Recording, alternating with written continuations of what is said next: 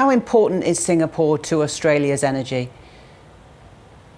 Well, it's essential. So Australia's almost entirely reliant on imports of crude and particularly products like diesel and jet fuel. And those mostly come from Singapore, South Korea, China, Malaysia.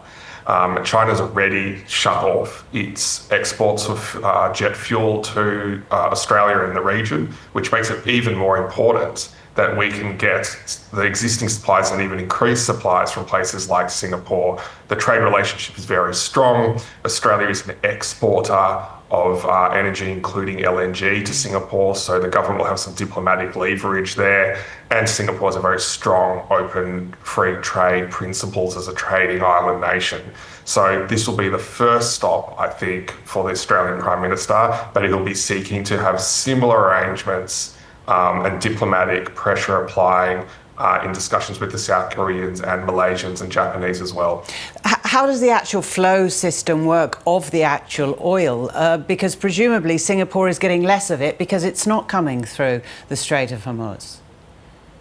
Oh, absolutely. So right now, the fuel we are living off at the moment has actually come from crude that left the Strait of Hormuz prior to the war beginning, because it takes about 6 weeks for that oil to flow through to refineries such as in Singapore, be refined into products, and then come to Australia and end up in your service station.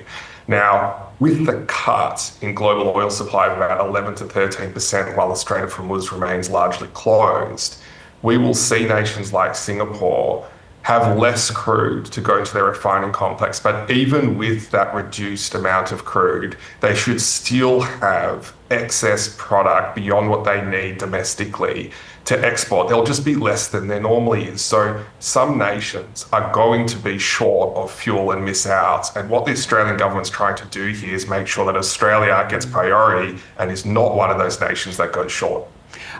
What other trading partners does Australia have that the Prime Minister might be visiting next? Well, most importantly will be Malaysia and South Korea. They're the two other major sources of refined products. There'll probably be slightly more difficult conversations, in particular South Korea, and particularly for jet fuel, may not have much left over in addition to its domestic needs. And Malaysia is a bit more complicated, both because of the nature of the relationship, but also because Malaysia doesn't rely on Australia's exports of gas like the other two nations do. So each negotiation will be different. It's worth highlighting, like right now, Australia is dragging cargoes of diesel from as far away places as Cherry Point in the United States and even the Netherlands in Northern Europe. That's how acute the shortage is. And the truth is the real shortage hasn't hit us yet. Because like I said, we're still living off the fuel that left the Strait of Hormuz before the war began. The real crunch point will only be later in April and May. And then we'll start to see increased competition from other nations in Asia and globally who will all be trying to scramble and secure the last little bits of fuel that are left. Yeah, interesting. Saul, do you expect any sort of an announcement to come from Singapore when the Prime Minister has his meeting with Lawrence Wong there? I mean, partly I'm asking that because those that deal in the crude are private companies. Can or will the Singaporean government actually have influence on them? Aren't they commercial decisions as to where that oil goes? So in normal times, these are purely commercial decisions, and therefore Australia, as a relatively developed and more economically prosperous country, could afford to pay more for fuel versus many of our neighbours and keep the fuel coming here.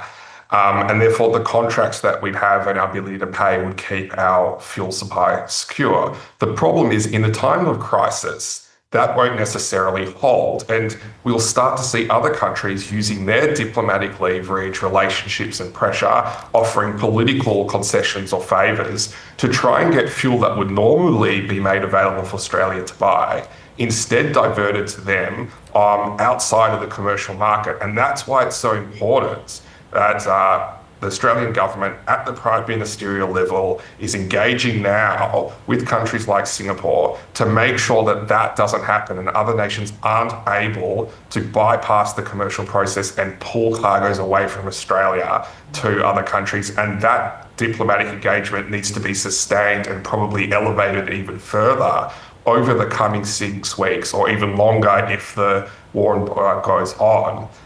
Because that's actually when the real competition with other nations is really going to ramp up.